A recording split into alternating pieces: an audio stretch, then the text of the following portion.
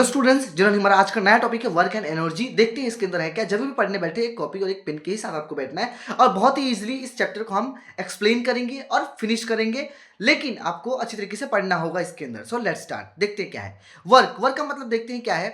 Work is defined as done when force applied on an object produce displacement in this direction of the force. Work work is a scalar quantity. अब इसका मतलब हम देखते हैं, देखो जब भी मान लीजिए एक ऑब्जेक्ट लेना है आपको, ऑब्जेक्ट पे जब आप फोर्स लगाएंगे तो ऑब्जेक्ट कुछ ना कुछ दूरी तय करेगा, कुछ ना कुछ डिस्प्लेसमेंट तय करेगा वो, ठीक है। तो जितना हमने फोर्स लगाया और जितना दूरी या फिर डिस्प्लेसमेंट उसने तय किया, उस दोनों को इंटू करके हमें वर्क मिलेगा। सिंपल सी बात है, उसको ही कहते हैं वर्क डन। कितना फोर्स हमने लगाया और ऑब्जेक्ट कितना मूव हुआ, उसे ही कहते हैं वर्क। ठीक है, आशा करता हूं आपको समझ में आया हो। और वर्क का मतलब होता है स्केलर क्वांटिटी। वर्क क्या है? स्केलर क्वांटिटी है, मतलब कि गिव्स ओनली मैग्नीट्यूड, डायरेक्शन नहीं देता है। स्केलर क्वांटिटी का मतलब यही होता है जो मैग्नीट्यूड दे, डायरेक्शन ना दे। आशा करता हूं आपको समझ में आ रहा हो इसके अंदर। एंड मैथमेटिकल एक्सप्रेशन क्या है, देखते हैं इसका।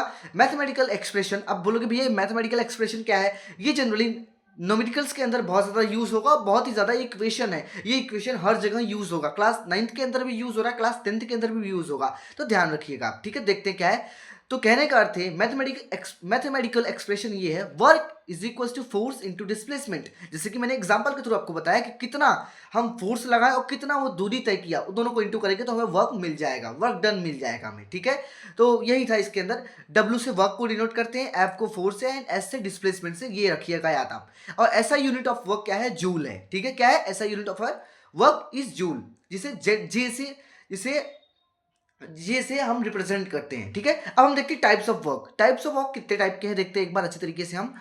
Types of work, there are generally 3 types of work. कितने टाइप्स के हैं? 3 टाइप्स के वर्क हैं। देखते क्या है, positive, negative, zero. Positive, negative and zero. अब हम देखते हैं पॉजिटिव वर्क का मतलब क्या होता है। पॉजिटिव वर्क का मतलब है, it is defined as when the force applied and the displacement of an object are in same direction। Simple सी बात है, जब भी किसी ऑब्जेक्ट पे हम फोर्स लगाएं, तो जब मान लीजिए एक ऑब्जेक्ट है जिसमें हमने फोर्स लगाया, उसने कुछ दूरी तय किया, दोनों सेम डायरेक्शन में होंगे, फोर्स का और सेम का, तो उसको ही कहते हैं पॉजिटिव वर्क। Positive work. और हमने एग्जांपल भी दिया है, जैसे पुलिंग ए ट्रॉली फॉरवर्ड। जैसे कि हम मान लीजिए कोई ऑब्जेक्ट है, ऑब्जेक्ट को हम धक्का दे रहे हैं तो वो आगे आगे जा रहा है, जैसे जैसे आगे जा रहा है फोर्स वैसे हम दे रहे हैं और इससे डिस्प्लेसमेंट भी कवर हो रहा है, तो इसको बोलते हैं पॉजिटिव वर्क, क्योंकि ये सेम डायरेक्शन में है। आशा करता हूं आपको समझ में आ रहा हो। अब दूसरा टॉपिक देखते हैं क्या है।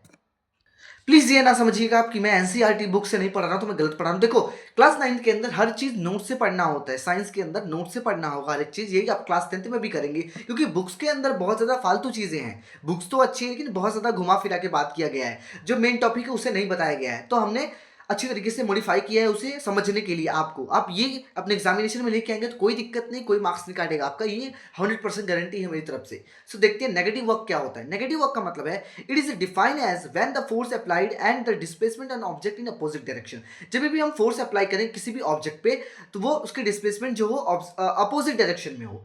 तो एग्जांपल के थ्रू हम समझते हैं जिससे हमें बहुत अच्छे समझ में आएगा। माफ करना, ड्राइंग थोड़ा सही नहीं है, माफ करना, बस समझने के लिए। ठीक है, तो मान लीजिए कार है जो चल रही है मतलब फोर्स लग रहा है उसमें। फोर्स कैसे लग रहा है? इंजन के थ्रू फोर्स लग ही रहा है, जिसकी वजह से वो चल रहा है। ठीक है, वो चल रहा है। जैसे आपने ब्रेक मारा ना उसे, तो वो अपोजिट डायरेक्शन में थोड़ा खिसक जाएगा। ध्यान दीजिएगा। अब आपको लगेगा तो नहीं कि अपोजिट हुआ, लेकिन उसमें अपोजिट डायरेक्शन हुआ, अपोजिट डिस्प्लेसमेंट हुआ, सॉरी। तो जैसे जैसे फोर्स गया वैसे आपने ब्रेक अप्लाई किया, तो ब्रेक अप्लाई किया तो डिस्प्लेसमेंट कवर हुआ अपोजिट डायरेक्शन में। तो इसका ही मतलब होता है नेगेटिव वर्क। तो एग्जांपल मैंने दिया है, apply brakes on stop to moving a car. जैसे कार को मूव कर कार मान लो मूव कर रहा है और आपने ब्रेक को अप्लाई किया तो वो रुक गई, तो जो फोर्स एंड डिस्प्लेसमेंट हुआ वो अपोजिट डायरेक्शन में हो गए। अब देखते हैं जीरो वर्क क्या है।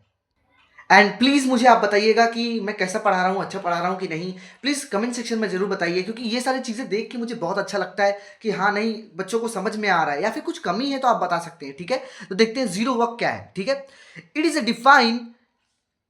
Defined as when force applied and no displacement occurs in direction of force. तो इसे हम एक एग्जांपल से समझते हैं, पहले समझ लेते हैं क्या मतलब हुआ इसका। जब भी हम फोर्स अप्लाई करें तो कोई भी डिस्टेंस कवर ना हो, उसको कहते हैं जीरो वर्क। तो एक एग्जांपल के थ्रू मैं आपको बताना चाहूंगा। मान लीजिए ऑब्जेक्ट है, एक वॉल है, एक दीवार है ऐसे। ठीक है, दीवार, अब मान लीजिए दीवार के मान लीजिए ऑब्जेक्ट है, अब कितना भी फोर्स लगाए बीच में तो दीवार है तो डिस्टेंस ही कवर नहीं करेगा, डिस्टेंस नहीं कवर करेगा तो उसका मतलब हो गया जीरो वर्क। जब भी याद रखिए फोर्स आप कितना भी लगा रहे हैं, जब तक कोई ऑब्जेक्ट डिस्प्लेसमेंट ना कवर करे तो वर्क डन नहीं कहलाएगा, वर्क डन नहीं कहलाएगा। एमसीक्यूज में बहुत ज्यादा पूछा जाता है तो ध्यान दीजिएगा आप। या एक बार वापस, जब भी किसी ऑब्जेक्ट पे आप कितना भी फोर्स लगाएं लेकिन अगर थोड़ा सा भी 0.1% भी अगर वो डिस्प्लेसमेंट नहीं कवर कर रहा है तो कोई मतलब नहीं है, वो वर्क डन नहीं हुआ, ठीक है, अकॉर्डिंग टू साइंस, ठीक है। तो देखते हैं example, pushing a wall that do not move, यही मैंने जो बताया आपको।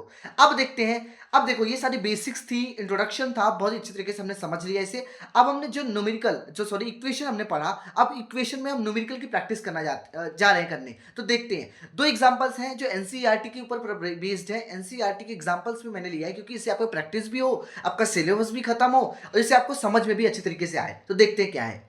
बहुत ही इजी एग्जांपल है, इसमें कुछ नहीं करना है, बस खाली फॉर्मूला डालना है एंड वैल्यू को पुट करना है, आंसर आ जाएगा। देखते हैं क्या है एक बार।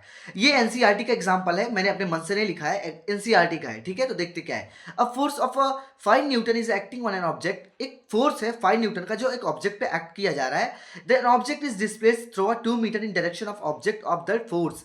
तो जैसे हमने ऑब्जेक्ट पे फोर्स लगाया 5 न्यूटन का और उसने डिस्प्लेसमेंट कवर किया, कुछ डिस्टेंस कवर किया, डिस्प्लेसमेंट सॉरी कवर किया, उसे वो कितना कवर हुआ 2 मीटर, ठीक है दोस्त, 2 मीटर। तो हमें बताना है if the force act an object all through displacement the work done is what. तो हम इसमें वर्क डन बताना है कितना होगा। तो वर्क डन का फॉर्मूला अभी हमने सीखा, work done is equal to F into D, F दिया है 5, डी दिया है 2, आंसर डाल दिया, एंड 10 जूल। जूल नहीं लिखोगे तो एक नंबर का क्वेश्चन तो आधा ही नंबर मिलेगा, याद रखिएगा आप। 5 नंबर का क्वेश्चन है तो एक नंबर कट जाएगा, 4 ही मिलेगा या 3 ही मिलेगा, डिपेंड ऑन सब्जेक्ट सर। दोनों बहुत ही ज्यादा एग्जाम्पल जो है बहुत ही ज्यादा इजी हैं। ये सारे एग्जाम्पल आ सकता है आपके एग्जामिनेशन में क्योंकि थोड़ा इजी है उसके कंपैरिजन में, मतलब इजी है, दोनों इजी है लेकिन थोड़ा पूछ सकता है क्योंकि थोड़ा मुझे लग रहा है ऐसा, क्योंकि इंपॉर्टेंट लग रहा है मुझे, ठीक है। तो देखते क्या है। A porter lifts a luggage of a 15 kg from a ground and puts it on his head 1.5 meter above the ground, calculate the work done by him on the luggage. एक लगेज है जो 15 kilo का है, force जो 15 kilo का है, 15 kilo का है, मास उसका 15 किलो दे दिया गया है और उस जो भी हेड है उसका मतलब कि जिसने डिस्प्लेसमेंट कवर किया 1.5 मीटर है। तो बताना है कि वर्क डन कितना हुआ। तो देखते हैं, पहले गिवन डेटा लिखना होगा, एक बात ध्यान रखिएगा आप। तो m 15 kg एंड s मतलब displacement is equal to 1.5 metre, ठीक है। तो हमें इसका फॉर्मूला पता है किसका, वर्क डन का फॉर्मूला क्या होता है दोस्त, देखते हैं। w is equal to f into S मतलब f मतलब फोर्स एंड s मतलब डिस्प्लेसमेंट। तो अब तो इसमें फोर्स दिया गया नहीं था, इसमें तो मास दिया गया भैया, हमें तो पता ही नहीं है, अब कैसे करें, कुछ नहीं। f is equal to mass into g. आप बोलोगे भैया ये क्या होता है, पीछे हमने पढ़ा था अच्छी तरीके से, जिसने पिछले वाले वीडियोस को अच्छी तरीके से देखा होगा, समझा होगा, तो उसे पता है f is equal to M G Q आया, ठीक है।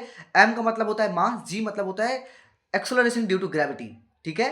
तो ये शायद आपको पता हो, तो ये मैंने लिखा एम जी इंटू एस, बस अपने को फॉर्मूला के अंदर वैल्यूज को पुट कर देना है, हमारा आंसर आ जाएगा, ठीक है। एम दिया गया है ये, और जी की वैल्यू भैया कैसे आ गई 10 मीटर पर सेकंड, देखो ये रटना है, जैसे कि मैंने बताया था पिछले वीडियो जिसने देखी होगी उसको पता होगा कि जी की वैल्यू अगर गिवन रहती है तो 9.8 मीटर पर सेकंड रहता है, लेकिन गिवन नहीं है तो हमेशा याद रखिए 10 मीटर पर सेकंड स्क्वायर रहता है जी की वैल्यू, हमेशा इसे याद रखिए आप।